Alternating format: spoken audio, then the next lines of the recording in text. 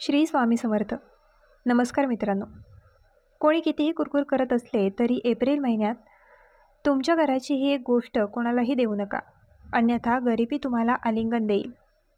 तुमच्या घरातील लक्ष्मी त्या व्यक्तीच्या घरी जाईल आणि मग तुम्हाला धान्याची तहान लागेल आणि तुम्ही अडखळाल आणि दररोज देवाकडे तक्रार कराल की माझे आयुष्य असे का आहे, मी कोणाचे काय केले आहे. त्यात तुमचा दोष नाही, त्यात देवाचा दोष नाही.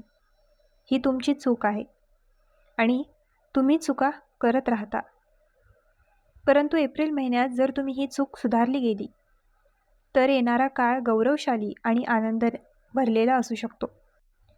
आजचा व्हिडिओ शेवटपर्यंत पहा. जर तुम्ही आज हा व्हिडिओ पाहत असाल तर तुम्हाला समजेल आमच्या घरापासून शेजाऱ्याच्या घरी कोणती गोष्ट जात आहे. हे देवाने तुम्हाला वेळेवर सूचित केले आहे. शत्रूच्या घरी जा. यामुळे आपल्या देशात गरिबी आणि संकट निर्माण झाले आहेत. पण शत्रू, शेजारी आणि नातेवाईक खूप पैसे कमवत आहेत. शेवटी तुम्ही काय चुकीचे करत आहात आणि एप्रिल महिन्यात तुम्हाला कशाची काळजी घ्यावी लागेल. आजच्या व्हिडिओमध्ये मी तुम्हाला एक गोष्ट सांगेन. पण माझ्या मुलांनो, जर तुम्ही ही राधा राणीचा नावाचा जप करत असाल तर हा व्हिडिओ लाईक करून कमेंट बॉक्समध्ये 3 वेळा राधे राधे लिहा. तुमची मोठी इच्छा पूर्ण होईल. आपल्या घरात अशा अनेक गोष्टी आहेत ज्या केवळ वस्तू नसून ऊर्जेचे केंद्र आहेत. खरे तर आपल्या घरात ठेवलेल्या प्रत्येक वस्तूची स्वतःची ऊर्जा असते. ते ऊर्जेचे केंद्र आहे. आपण अनेकदा विचार करतो की पैसा केवळ मेहनतीतून येतो, पण सर्वात मोठे सत्य हे आहे की आपल्या घराची ही ऊर्जा आपल्या सवयींमधून आणि काही विशेष गोष्टींमधून येते. या सर्व गोष्टी आपल्या जीवनात मूल्य वाढवतात. यामुळे गरिबी येते. आम्ही आनंदी आहोत ते आपल्याला दुःखी करते. कधीकधी तुम्ही पाहिले असेल की जीवनात अचानक चांगले क्षण येतात, पैसे येऊ लागतात. मनुष्य देखील विचार करतो की अचानक देव इतका दयाळू का आहे. तर त्यामागचे सर्वात मोठे कारण म्हणजे आपण असे काहीतरी घरात आणतो. ती गोष्ट घरात इतकी ऊर्जा पसरवते की आपल्या घरात पैसे येतात. पण विचार करा की जे लोक तुमच्या घरात पैसे आणत आहेत, तुम्हाला श्रीमंत बनवत आहेत, जर तुम्ही ती वस्तू दुसऱ्या कोणाला दिली तर ती एक साधी गोष्ट आहे. तुमच्या घराचा आशीर्वाद त्याच्या घरी जाईल. म्हणून तुम्हाला हे लक्षात ठेवावे लागेल की एप्रिल महिन्यात तुमच्या घरातील एखादी वस्तू बाहेर जाऊ नये. कोणीही कितीही कुरकुर करत असले तरी तुमचे हात तुमच्यासमोर दुमडून मला द्या. मला त्याची खरोखर गरज आहे, पण तुम्हाला असे करण्याची गरज नाही. ही वस्तू बांधा. तुमच्या हे देखील लक्षात आले असेल की असे काही लोक आहेत जे कोणत्याही मेहनतीशिवाय विलासी जीवन जगत आहेत. त्यांच्या घरात खूप समृद्धी आहे. आणि काही लोक असे आहेत की ते कितीही कमावले तरी पैसे त्यांच्या घरात राहत नाहीत. कितीही मेहनत केली तरी त्यांच्या आयुष्यात पैसे येत नाहीत. असे असले तरी असे का घडते? याचे मुख्य कारण नशीब नाही. कधीकधी लोकांना वाटते की जर आज माझ्याकडे पैसे नसतील तर मी नशीबवान नाही, किंवा जर कोणाकडे भरपूर पैसे असतील तर त्याला वाटते की त्याचे नशीब किती मोठे आहे. पण खरे तर आपल्या घरात अशा काही गोष्टी आहेत ज्या संपत्तीला आकर्षित करतात. आपल्या घरात अशा काही गोष्टी देखील आहेत ज्या नकारात्मक परिणाम सोडवतात आणि घरापासून संपत्ती काढून घेतात. तर आजच्या व्हिडिओमध्ये एक गोष्ट घडेल. जर तुम्ही हा व्हिडिओ पाहत असाल तर समजून घ्या की देवाने तुम्हाला तुमचे जीवन सुधारण्याची शेवटची संधी दिली आहे. आणि जर तुम्ही ही संधी गमावली तर येणाऱ्या अनेक वर्षांपर्यंत बदलाला वाव नाही. तुमच्या आयुष्यातील सर्व इच्छा पूर्ण होतील, परंतु फक्त एक अट आहे की तुम्हाला हा व्हिडिओ शेवटपर्यंत पाहावा लागेल. मग तुमचे काम पूर्ण होईल, तरच तुम्हाला लाभ मिळेल. प्राचीन काळापासून आपल्या वडिलांनी आपल्याला वारंवार सांगितले आहे की घरात काही वस्तू अशा असतात ज्यात लक्ष्मी ऊर्जा असते. ऊर्जा जी पैसे ओढते. आणि जर त्या गोष्टी योग्य ठिकाणी योग्य मार्गाने ठेवल्या गेल्या, जर त्यांचा आदर केला तर घरात नेहमी आनंद, शांती आणि संपत्ती राहते. म्हणूनच पूर्वीच्या काळात लोक वास्तुशास्त्राकडे खूप लक्ष देत असत. पूर्वी लोक देवाशी संबंधित वेगवेगळ्या गोष्टी आणत असत, कारण त्या गोष्टींमुळे सकारात्मक ऊर्जा टिकून राहिली आणि आपले घर शुद्ध आणि पवित्र राहिले आणि घरात पैसे येण्याचा मार्गही खुला झाला. पण तुम्ही तुमच्या घरात पैसे आणणारी तीच गोष्ट चुकीच्या वेळी, चुकीच्या मार्गाने किंवा चुकीच्या व्यक्तीला दिल्यास हळूहळू तुमच्या घरातून आशीर्वाद येऊ लागतील. जर तुम्ही ते चुकीच्या व्यक्तीला दिले तर आशीर्वाद हळूहळू मिळेल. पैसा तुमच्या हातात होता, तो मागे राहील.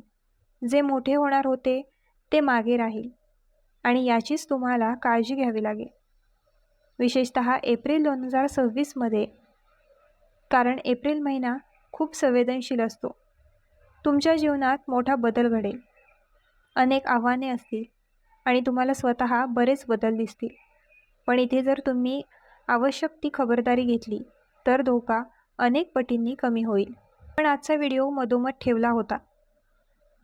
जर तुम्ही ते अर्धे संपवून सोडले तर तुमच्यापैकी मोठा मूर्ख कोणी नसेल.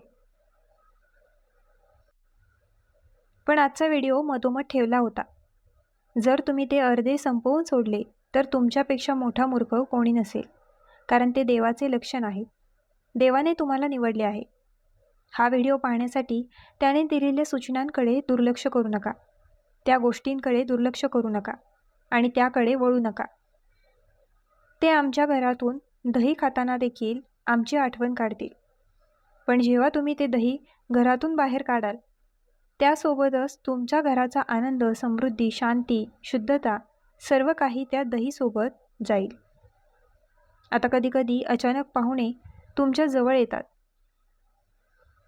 पाहुण्यांना पाहून शेजाऱ्यांना धक्का बसला.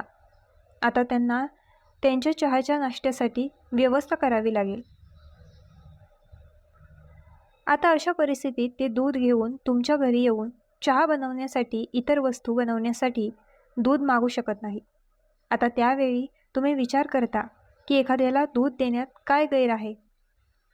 आज आम्ही आमच्या शेजाऱ्यांच्या कामावर येऊ, उद्या आमचा शेजारी आमच्या कामावर येईल. आता तुम्ही त्यांना दूध द्या. पण इथेच तुम्ही मोठी चूक करता. या गोष्टींची विशेष काळजी घ्या, कारण दूध हे शुद्धतेचे प्रतीक आहे. तो तुमच्या घरातून बाहेर पडतो तेव्हा घरातील शांतता भंग होते. घरातील शांतता पूर्णपणे नाहीशी होते. तुमच्याकडे जे पैसे येणार होते ते उत्पन्नाचे स्रोत संपतात. मनाचा गोंधळ होतो. मूळ नागरिकाचा मानसिक ताण वाढतो आणि जीवनात इतके त्रास येतात की तो पूर्णपणे तुटून पडतो. पुढची गोष्ट म्हणजे तांदूळ आणि तेल. मित्र, तांदूळ हा अन्नाचा राजा मानला जातो आणि त्याचा थेट संबंध देवी लक्ष्मीशी आहे.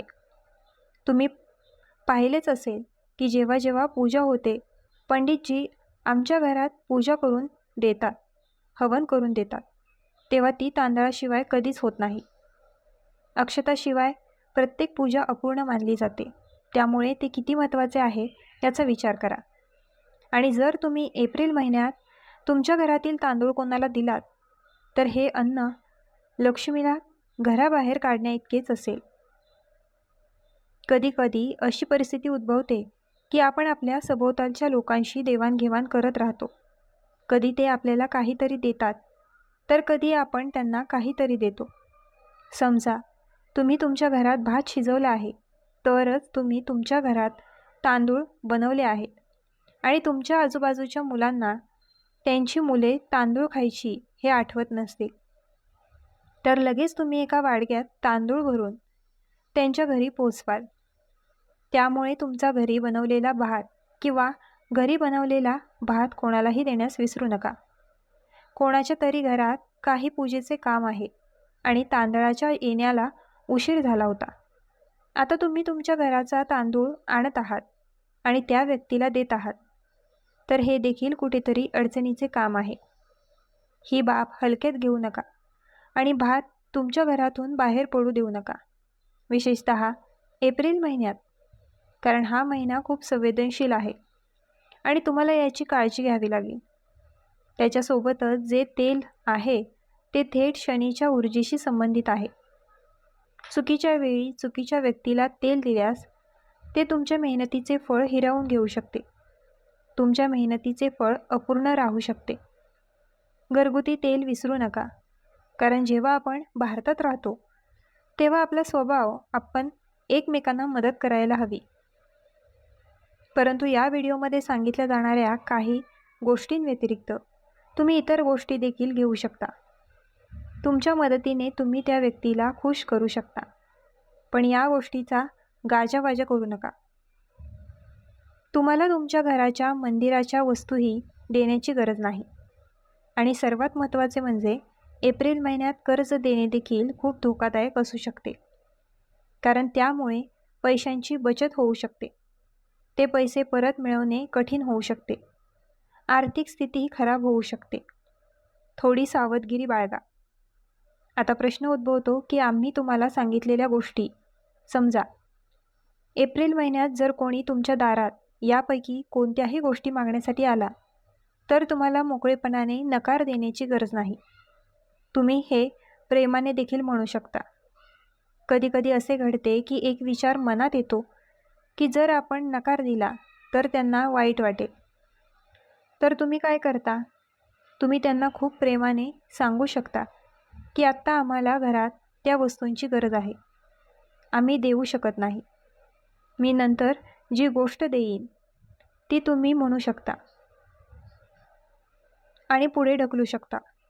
मी सध्या कामात व्यग्र आहे, त्यामुळे नात्यात दुरावा येणार नाही, कोणालाही वाईट वाटणार नाही आणि तुम्हाला घराची ती पवित्र वस्तू घराबाहेर पडणार नाही असे सांगून तुम्ही आता स्वतःला टाळू शकता आणि सावध करू शकता. हा दिवस विशेषतः देवी लक्ष्मीला समर्पित आहे, ज्या गोष्टींवर आम्ही बोललो होतो. शुक्रवारी तुम्हाला विशेष काळजी घेण्याची गरज आहे. या गोष्टी शुक्रवारी घराबाहेर पडू नयेत, कारण जर तुम्ही शुक्रवारी घराबाहेर पडला तर ते थेट घर स्वच्छ करेल आणि तुमच्या आयुष्यातील त्रास वाढवेल. मला तुम्हाला एक अतिशय महत्त्वाचा पण लहान उपाय सांगायचा आहे. लक्षपूर्वक ऐका. ज्यांच्या आयुष्यात पैसे नाहीत, ज्यांच्या घरात आशीर्वाद नाहीत, त्यांनी दर शुक्रवारी संध्याकाळी लक्ष्मी मातेची पूजा करावी. दिवा लावा, थोडे अक्षत आणि थोडे फूल अर्पण करा आणि मनापासून प्रार्थना करा. माता लक्ष्मी प्रसन्न होईल आणि तुमचे काम पूर्ण होईल. मला तुम्हाला मिठाचा एक उपाय सांगायचा आहे, जो अगदी सोपा पण शक्तिशाली आहे. दर शनिवारी तुम्हाला घराच्या कोपऱ्यात थोडे मीठ ठेवावे लागते आणि दुसऱ्या दिवशी ते उचलून वाहत्या पाण्यात फेकून द्यावे लागते. घरातील सर्व नकारात्मक ऊर्जा दूर होईल.